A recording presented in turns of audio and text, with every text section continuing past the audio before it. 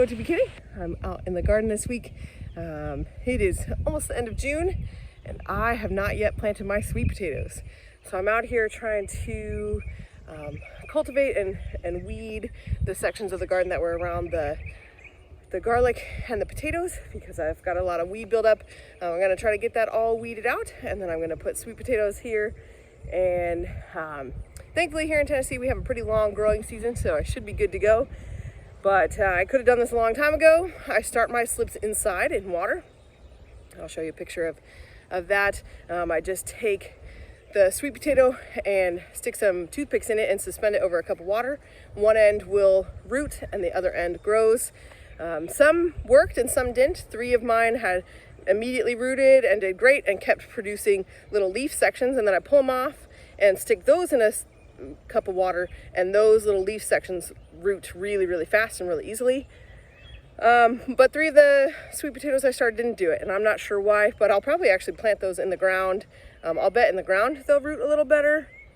I'm not sure, but I got tons of slips that I was able to get started off of the few that were doing well, and so now I just have to get them in the ground.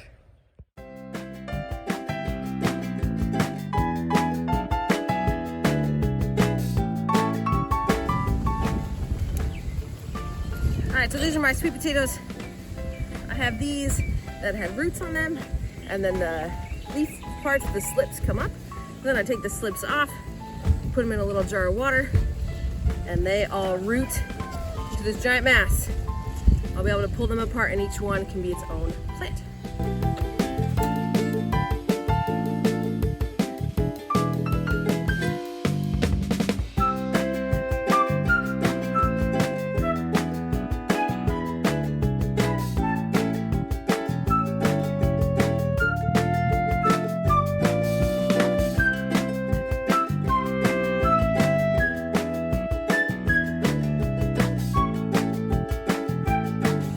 Like this one, the roots didn't come out the bottom, but I think it'll still grow, so I'm going to plant it.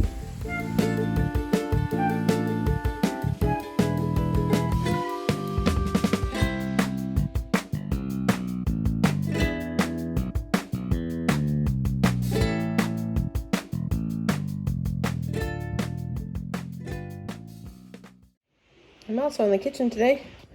I have a ton of milk to deal with, so I am attempting to make some mozzarella.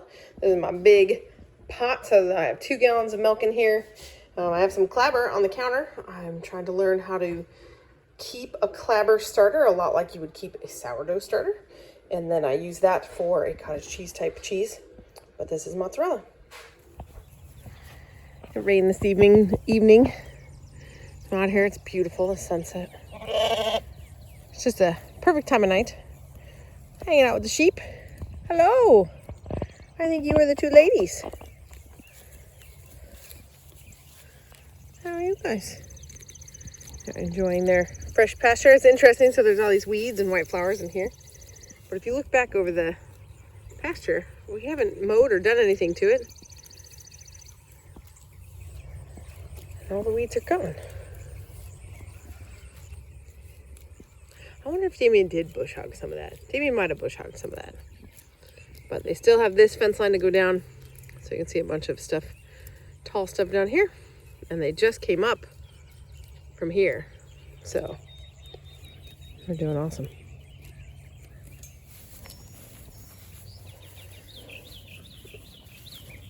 Come on. You have to go over here. Come on, bud.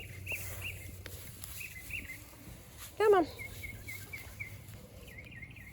Mr. L around here has decided that he doesn't want to stay in a fence. He's gone on a couple of adventures today. So thankfully we have an awesome neighbor who let us know that he was out. But it's time to move these boys and get them closed up again. Oh, goats. So we noticed yesterday, now we moved the boys here along this fence line so they could help weed eat it for us. And there's a bunch of trees that they love to nibble. They love to eat these cedars and stuff. So we put the boys here. They were actually one space up closer to the chickens, and they got out a couple times, and we thought that Elron was just pushing through the corner post, which he might have been. And then today he's been out. Again, our neighbor has called us and told us that he was out, which is awesome. They're super helpful. So he is in timeout. He is tied up to the shelter for a minute. We're going to rearrange their fence. But he managed to get himself out this tiny hole. We have fence here, but he bent down. This was probably broken already, and then broke through the tree here and was in their yard eating whatever he wanted. So thankfully they're awesome. They helped wrangle him back into our garden and gave me a call. So yes, he's all good. And Mr. Fox and Socks, you didn't go anywhere, did you? He stays put. Huh. Goodness, all right, time to move the goats. I'm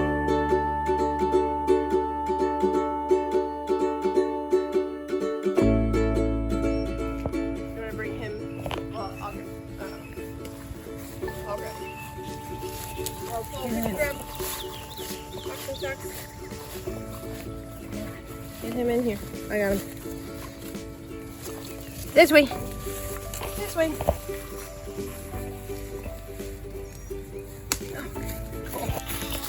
Those are the worst.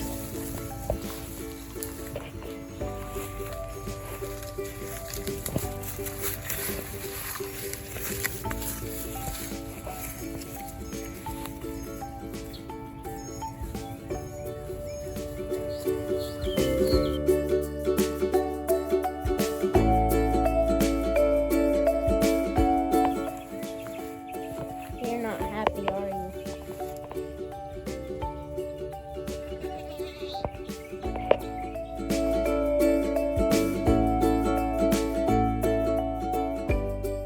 Alrighty, goats are moved.